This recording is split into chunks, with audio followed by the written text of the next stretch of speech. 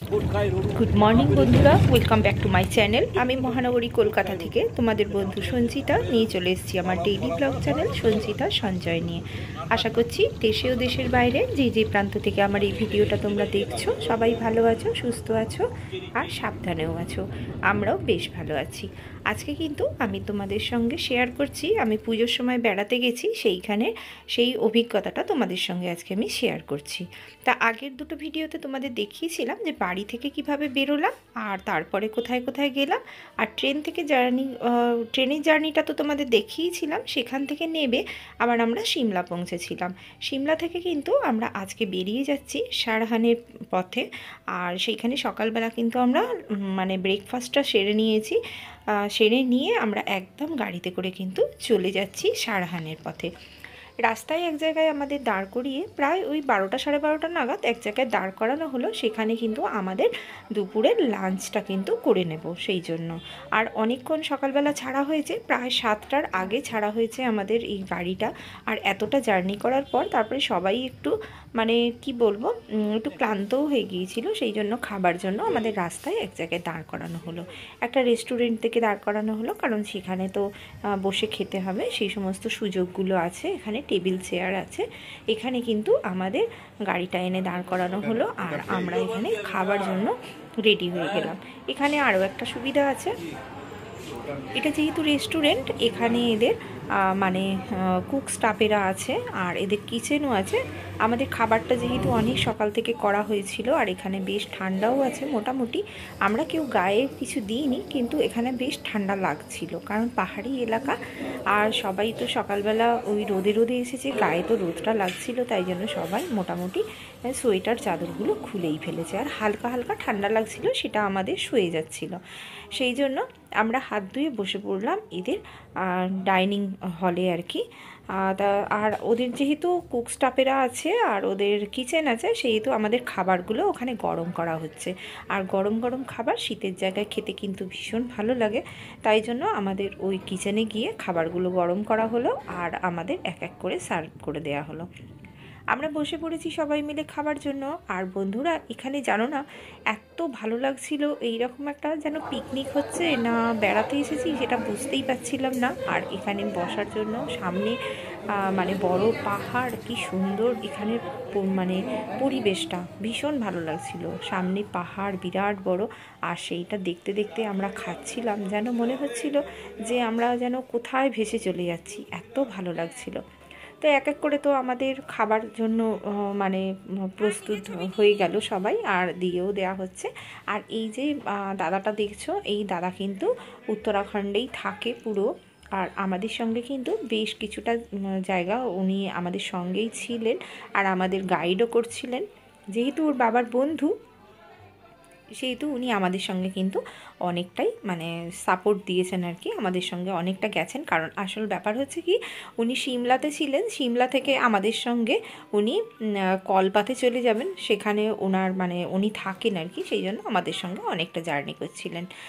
আর ইনি তো একদম উত্তরাখণ্ডের সব কিছুই জানেন, একদম ওনার নখদর্পণে, যেহেতু উনি ওখানে থাকেন সেহেতু।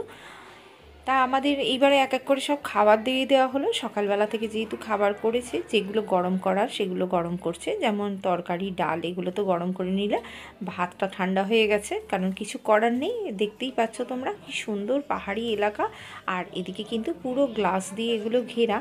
আর আমরা ভিতরে বসে খাচ্ছি আর এখান থেকেই দেখো পাহাড়টা দেখা যাচ্ছে, এত সুন্দর দেখতে লাগছিল। তা ভাবলাম আমার বন্ধুদের জন্য একটুখানি শেয়ার করেই দিই, বন্ধুরাও একটু আমার সঙ্গে দেখুক। তো বন্ধুরা, তোমাদের সঙ্গে আমি আগে দুটো ভিডিও শেয়ার করেছি, সেই দুটো কেমন লেগেছে তোমরা অবশ্যই আমাকে জানাবে। আর আমি এই যে উত্তরাখণ্ডে বেড়াতে এসেছি, অর্থাৎ হিমাচল প্রদেশ, সেই হিমাচল প্রদেশের প্রত্যেকটা জায়গা আমি তোমাদের মানে আমার প্রতিদিনের ঘন্টার ঘন্টার জার্নি আমি তোমাদের সঙ্গে শেয়ার করব। তোমাদের কেমন লাগছে ভিডিওগুলো অবশ্যই জানাবে। আমার একটা বোন ছোট্ট, সে হচ্ছে ফিউশন অফ টুম্পা, তুমি কিন্তু বলেছো যে খুব সুন্দর লাগছে তোমার ভিডিওটা। আর তোমরা শিলংয়ে বেড়াতে গিয়েছিলে, তোমাদেরও এইরকম একটা অভিজ্ঞতা হয়েছিল। অসংখ্য ধন্যবাদ তোমাকে, যে তুমি ভালো বলেছো বলে আর আমার ভিডিওটা তুমি দেখছো বলে। আমার আর একটা বন্ধু, সে হচ্ছে ইন্দ্রাণী, তুমিও বলেছো যে ভালো আমাকে ঘোরার জন্য তুমি ইন্সপিরেশন দিয়েছো। তো মাকেও অসংখ্য ধন্যবাদ। আর দেখো দুপুরবেলা আমরা কিন্তু খেয়ে নিচ্ছি, খেতে খেতে। আর সকালবেলা অনেক কিছুই রান্না ওরা করেছিল, তার মধ্যে ডালটাকেই গরম করা হয়েছিল যেহেতু, কারণ ভাতের ওপরে গরম ডাল দিলে ভাতটাও কিন্তু বেশ গরম হয়ে যাচ্ছিল। তো চলো আমরা এখান থেকে তো খাবার দাবার শেষ করলাম তাড়াতাড়ি করে। আর খাবার দাবার শেষ করে এবার আমাদের জার্নি করতে হবে আবার সারাংয়ের উদ্দেশ্যে।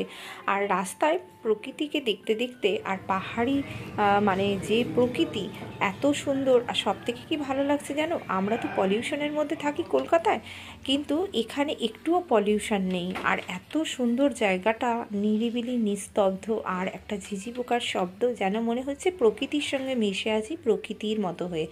আর এই খাওয়া দাওয়া করে একটুখানি ওই পাহাড়ের দিকটা গিয়েছিলাম, গিয়ে দেখলাম একটা গাছ, তাতে কত ফল হয়ে আছে। তা ওখানেরই একজনকে জিজ্ঞাসা করলাম যে এটা কী ফল। ঠিক আমাদের এখানে যেরকম ধুতরো গাছ দেখতে হয় ঠিক সেই রকমই ধুতরো গাছের মতো পাতা। তাকে জিজ্ঞাসা করতে সে বলল এটা নাকি টমেটো গাছ। তো যাই হোক, কোথা থেকে টমেটো সেটা তো আমি বুঝতে পারছি না। তো এবার আমাদের খাওয়া দাওয়া হয়ে গেছে, আমরা একটুখানি অপেক্ষা করছি, কারণ আমাদের স্টাফেরা খাচ্ছে, কুক স্টাফেরা, তারা খাওয়া দাওয়া করে ওই মোটামুটি বাসনগুলো একটুখানি ধুয়ে টুয়ে নেবে, তারপরে নিয়ে তো গাড়িতে তুলতে হবে, না হলে তো ওগুলো আবার কখন গিয়ে পৌঁছাবো, তাহলে তো গন্ধ হয়ে যাবে। সেই জন্য ওগুলো একটু ধোয়া মোছা করছে। আর ততক্ষণে আমরা একটুখানি 16 জনের গ্রুপ আছে, তাই জন্য একটা ছোট গাড়ি আর একটা বড় গাড়ি নেওয়া হয়েছে 14 সিটের। এটাতে আমরা ট্রাভেল করছি। আমরা আছি এই বড় গাড়িটাতে, আর ছোট গাড়িটাতে একটা গ্রুপ আছে 7 জনের গ্রুপ, ওরা ছোট গাড়িটাতে ট্রাভেল করছে, আর আমরা আছি এই বড়টাতে।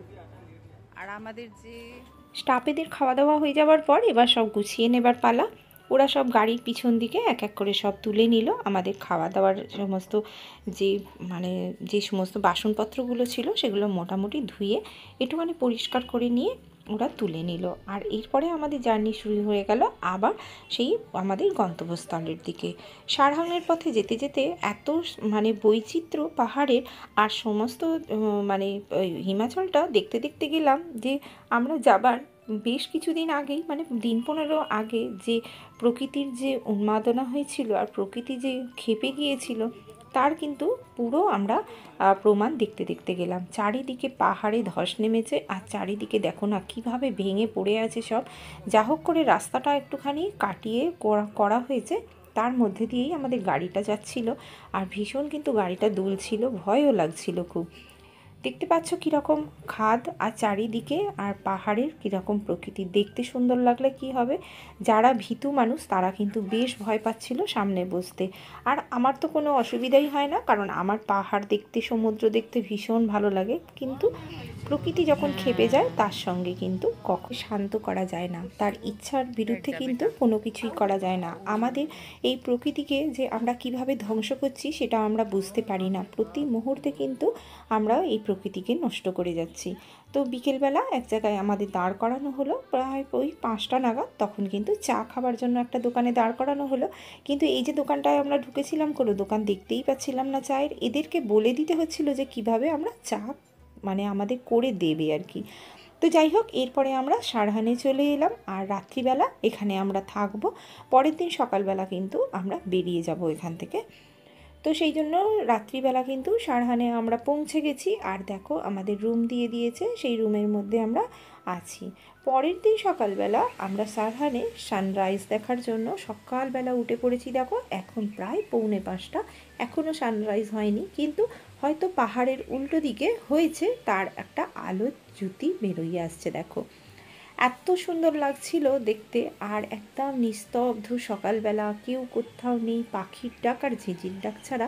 আর এর পাশে একটা ঝর্ণা আছে, সেই ঝর্ণার জলের কুলকুল শব্দ ছাড়া আর কিন্তু কিছুই শোনা যাচ্ছিল না।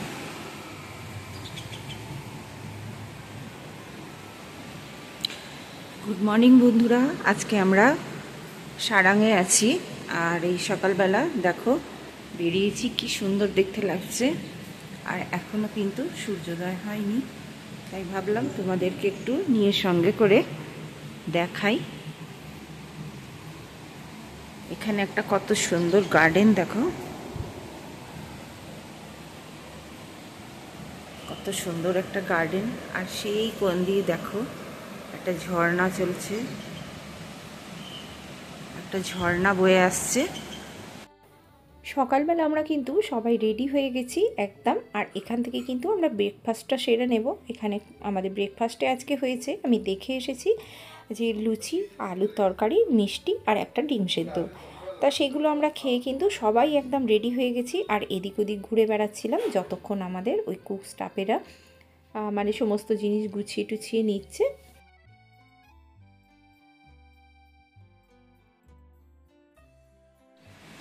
দেখো বন্ধুরা, ওদিকে সানরাইজের মানে হচ্ছে আর কি, সবে সানরাইজটা। আর দেখো ওইখানে এই যে বরফের মাথা, পাহাড়ের মাথাটায় বরফ ভর্তি, আর তার উপরে দেখো সূর্যের আলোটা রিফ্লেক্ট করছে।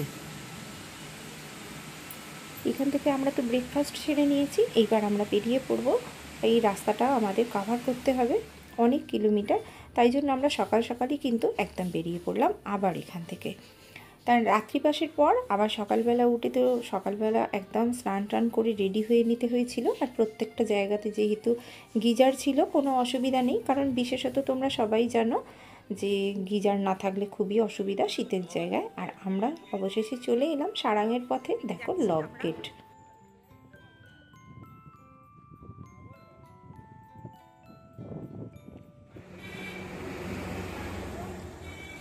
এই যে আমাদের সব গ্রুপ, এই যে বিখ্যাত আমরা কিন্নরে ঢোকার মুখে এই যে লক গেট, এই লক গেটটার কাছে দাঁড়িয়ে সবার একটা মানে দর্শনীয় জায়গা আর কি, এইটাতে দাঁড়িয়েছি আমরা এক জায়গায় দাঁড়িয়ে। এইখানের কিন্তু আমরা ভিডিওটা করে নিচ্ছি আর সবাই কিন্তু আনন্দ করে ছবি তুলছি। তো চলো এবার আমরা আস্তে আস্তে করে গাড়ির দিকে যাই, এবার গাড়িতে উঠবো। এখানটা খুব সুন্দর কিন্তু, আর দেখো কতটুকুনি একটা পাহাড়ের গা কেটে সেখান দিয়ে রাস্তাটা করা, আর সে যাচ্ছে। একটু যদি সাবধানে না থাকা যায় তাহলে কিন্তু এখানে কোনো একটা দুর্ঘটনা ঘটে যেতে পারে, সেই জন্য আমরা সবাই এক ধারে বসে দাঁড়িয়ে আছি। আর এখান থেকেই কিন্তু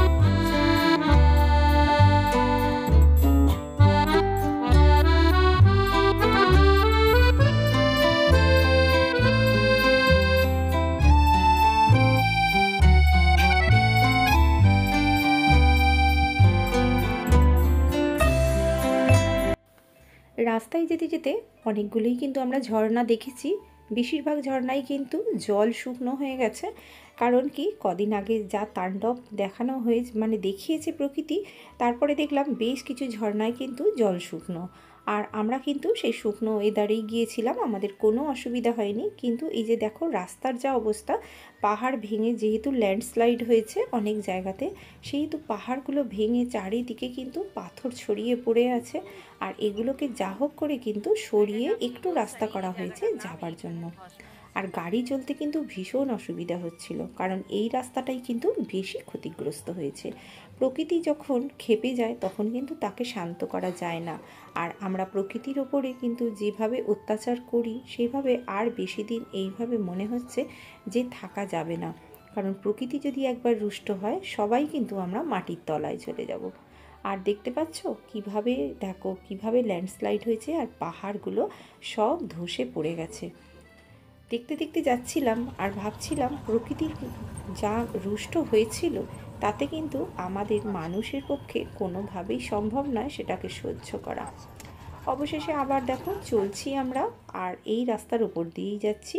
আর এখানে কিন্তু এই ড্যামটা আছে, ড্যামটা কিন্তু খুব বিখ্যাত ড্যাম, তোমাদের পরে অবশ্যই বলবো, দেখাবো, দাঁড়াবো যখন তখন নিশ্চয়ই তোমাদের দেখাবো। ড্যামের জলটা দেখো কত সুন্দর লাগছে, আর কালারটা একবারে দেখো যে জলের কত সুন্দর কালারটা। এই রকম জলের কালার কিন্তু আমি দেখেছিলাম একবার যখন আমি চারধামে বেড়াতে গিয়েছিলাম, তখন কিন্তু একটা গুপ্তকাশী বলে একটা জায়গা আছে, সেইখানে কিন্তু জলটা এই রকম কালার। আর দেখছো প্রাকৃতিক সৌন্দর্য কাকে বলে। আমরা যখন মানে ওই যাচ্ছি প্রায় বিকেল বিকেল হয়ে এসেছে, তখন দেখো প্রকৃতির দৃশ্যটা একবার দেখো, এটা না দেখে কিন্তু না তুলে পারলাম না। দেখো আমরা একটা পাহাড় ফেলে আর একটা পাহাড় ছেড়ে চলে যাচ্ছিলাম, আর সেই পাহাড়ের আড়াল থেকে সূর্য মামা কীভাবে উঁকি মারছে যে, আর মেঘগুলো এত সুন্দর লাগছিল, মেঘের আড়াল থেকে সেই সূর্যের আলোটা রিফ্লেক্ট করছিল। এখন কিন্তু প্রায় ওই বিকেল হয়ে গেছে 4:30 5টার মতো। আমরা এতটা জার্নি করে এলাম, আর এটা তো না তুললেই নয়, এত ভালো লাগছিল। আমরা বেশ কিছুক্ষণ এখান থেকে দাঁড়িয়ে তুললাম এই দৃশ্যটা। তারপরে আমরা কিন্তু আবার চলে যাব, কারণ আমরা সাংলার পথে যাবার সময় আমরা এক জায়গায় দাঁড়ালাম, সেটা হচ্ছে দেবভূমি। দেবভূমি বলে একটা রেস্টুরেন্ট আছে, সেইখানে আমরা দাঁড়ালাম। আর দেবভূমিতে যেহেতু এই যে আমাদের সঙ্গে যে দাদা ছিলেন, এই দাদা কিন্তু এই দেবভূমিতেই থাকেন, পৌঁছে গেছে। দাদা থাকেন, আমি ভুল বললাম, কলপাতে না, উনি সারাঙে থাকেন। তা সারাঙে যেহেতু ইনি এই রেস্টুরেন্টটাতে, মানে রেস্টুরেন্ট না, হোটেল, এখানে উনি থাকেন, তাই জন্য এখানেই আমাদের দুপুরবেলা খাবার ব্যবস্থাটা করা হলো। আর আমরা এখানে খেতে বসে গেলাম। দাদাও আমাদের সঙ্গে কিন্তু আনন্দ করে বসে খাচ্ছেন। আর নিজে হাতে, যেহেতু দাদা বিয়ে করেননি, সেহেতু উনি ফ্যামিলির মতো কিন্তু সবার সঙ্গে মিলেমিশে থাকেন। আর আমাদের সঙ্গে তো অনেক দিনের ওনার আলাপ, সেই জন্য আমাদের কুক স্টাফেরাও কিন্তু ওনাকে খুব শ্রদ্ধা করেন। আর ওর বাবাকে তো করেই, কারণ ওর বাবা যেহেতু মালিক, সেহেতু ওর বাবাকে তো করবেই। আর উনি কি সুন্দর, দেখো, কোনো একটুও মনে দ্বিধা নেই, কিছু নেই, উনি স্টাফেদেরও কিন্তু সার্ভ করে দিচ্ছেন খাবার। সবাই মিলে ওরা খেয়ে নিল। আমাদের কিন্তু সবার খাওয়া হয়ে গেছে, আর ওরাও কিন্তু লাস্টে খেতে বসেছে। তা আমি ভাবলাম তোমাদের সঙ্গে তাহলে একটু শেয়ার করি। অবশেষে কিন্তু আমরা সারাঙের, দেখো, পথে ঢুকে গেলাম। এই যে গেটটা, এই গেটটা দিয়ে কিন্তু আমরা ঢুকে গেলাম সারাঙে। সব থেকে দুঃখের বিষয় কি জানো? সব থেকে দুঃখের বিষয় হচ্ছে এখানে আপেল গাছ ভর্তি আছে, কিন্তু আপেল সব পেড়ে নিয়েছে। যেহেতু প্রাকৃতিক দুর্যোগ হয়েছিল, এদের তো এটাই একটা, মানে কি বলবো, ইনকামের রাস্তা, যে আপেল এরা মানে প্রস্তুত করে আর কি, সেই জন্য। তা সব গাছে যেহেতু প্রাকৃতিক দুর্যোগ হয়েছিল, সেহেতু কিন্তু ওরা সব আপেল পেড়ে নিয়েছে গাছ থেকে। আমরা কিন্তু গাছে আপেল দেখতেই পাইনি। বেশ কিছুটা জায়গা মানে ওরা ঘিরে রেখেছে, কিছু কিছু জায়গায় যেখানে প্রচুর ঠান্ডা আছে, সেইরকম জায়গায় কিন্তু আপেল কিছু হয়ে আছে, তা ওরা সেগুলো প্রোটেক্ট করে রেখে দিয়েছে। তো চলো, আজ এই পর্যন্তই। দেখা হচ্ছে আরও একটা নতুন ভিডিও। তো চলো, তোমাদের সঙ্গে আবার দেখা হচ্ছে সারাঙের হোটেলে গিয়ে, তারপর তোমাদের সঙ্গে বাকিটা শেয়ার করব। সবাই ভালো থেকো, টাটা।